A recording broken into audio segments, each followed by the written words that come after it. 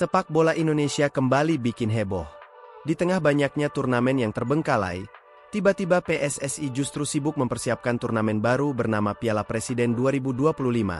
Turnamen ini digadang-gadang bakal jadi ajang prestisius, katanya demi promosi sepak bola tanah air.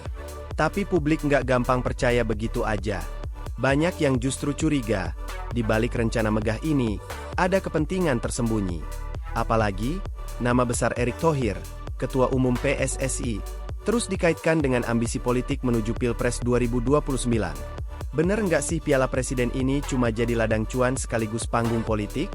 Dan kenapa justru Piala Indonesia dan Liga Putri malah diabaikan? Kita bahas lengkap di video ini. PSSI secara resmi sudah mengumumkan, Piala Presiden 2025 bakal digelar pada bulan Juli.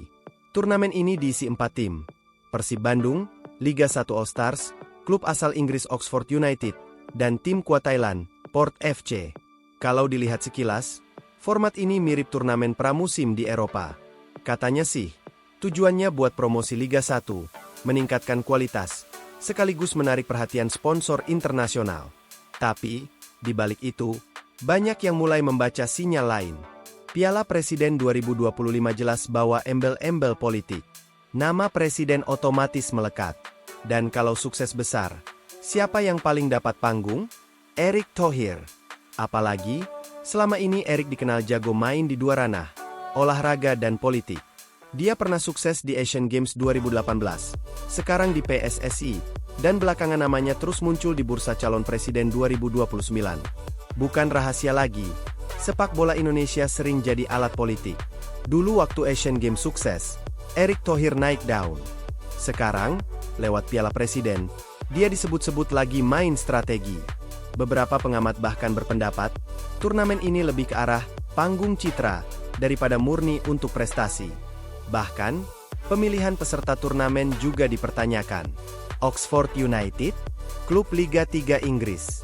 Port FC, klub kuat Thailand, tapi bukan level Eropa. Liga 1 All-Stars, isinya pemain bintang lokal, bisa jadi ajang unjuk gigi, tapi tetap terlihat lebih ke arah entertainment daripada kompetisi serius. Semua ini jadi bahan obrolan, bahwa Piala Presiden 2025 memang dipoles sedemikian rupa supaya terlihat mewah, internasional, dan tentu, jadi ajang pencitraan. Sementara Piala Presiden disiapkan besar-besaran, dua turnamen penting justru terabaikan, Piala Indonesia dan Liga Putri. Piala Indonesia terakhir digelar 2018 hingga 2019. Setelah itu, nggak jelas juntrungannya. Padahal, turnamen ini dulu jadi ajang resmi lintas kasta yang melibatkan klub Liga 1, Liga 2, bahkan Liga 3. Artinya, kesempatan buat klub-klub kecil unjuk gigi hilang total. Liga Putri, lebih tragis lagi. Sejak pandemi, kompetisi ini praktis mati suri. Padahal, FIFA dan AFC terus mendorong negara-negara anggotanya serius mengembangkan sepak bola wanita. Indonesia, fokusnya malah ke turnamen instan, yang lebih menguntungkan secara bisnis dan politik.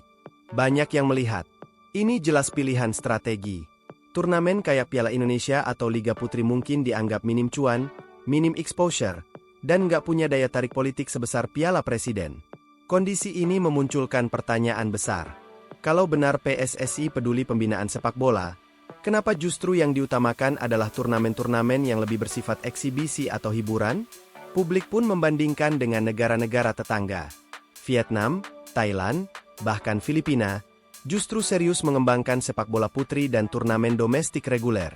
Sementara Indonesia sibuk dengan event-event besar yang dibungkus narasi nasionalisme, tapi di balik itu, lebih ke arah bisnis dan politik. Muncul juga rumor bahwa Piala Presiden ini bukan cuma buat unjuk gigi PSSI, tapi juga jadi ladang pemasukan besar-besaran dari sponsor, hak siar, hingga tiket penonton. Dan tentu aja, kalau turnamen sukses, nama Erick Thohir yang paling dapat sorotan positif, terutama menjelang tahun-tahun politik menuju Pilpres 2029. Harus diakui, nggak semua pihak sepenuhnya negatif melihat rencana Piala Presiden. Ada juga yang bilang, turnamen kayak gini penting buat mengasah mental pemain lokal, apalagi kalau bisa lawan klub asing, meski levelnya nggak setinggi Eropa. Tapi kritik keras tetap berdatangan. Karena tanpa kejelasan Piala Indonesia dan Liga Putri, langkah PSSI ini terlihat setengah hati.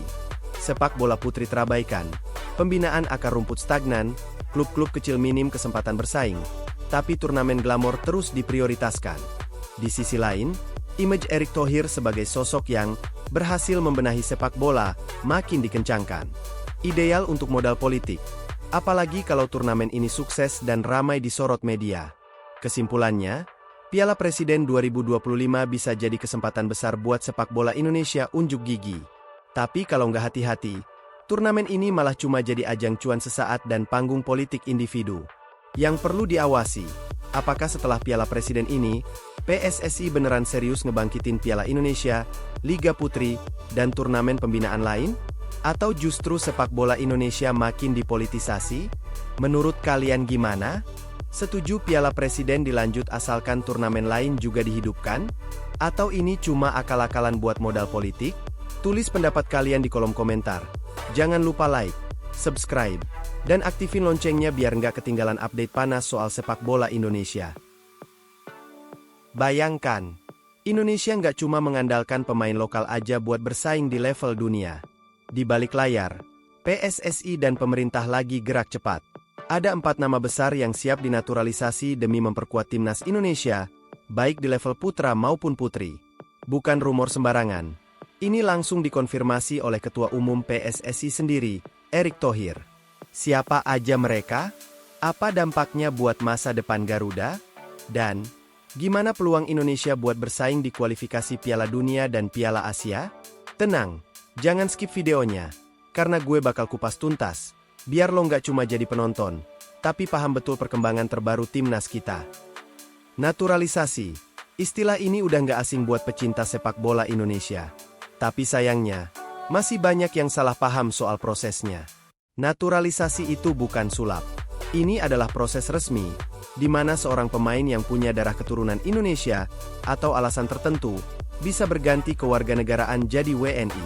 Tujuannya jelas, memperkuat timnas. Apalagi, di era sepak bola modern, negara-negara besar kayak Jepang, Australia, bahkan Vietnam, udah lama manfaatin pemain diaspora buat nambah kekuatan. Indonesia, kita nggak mau ketinggalan. Dan kali ini, langkahnya lebih serius dari sebelumnya. Nama pertama yang jadi sorotan adalah Mauro Zijlstra. Anak muda berusia 20 tahun ini adalah penyerang potensial yang kini bermain di FC Volendam, Belanda. Mauro bukan cuma asal ngebelah timnas. Dia punya darah Indonesia dan udah menunjukkan ketertarikan besar buat gabung ke Garuda. Bahkan, proses administrasi naturalisasi Mauro udah mulai dipercepat.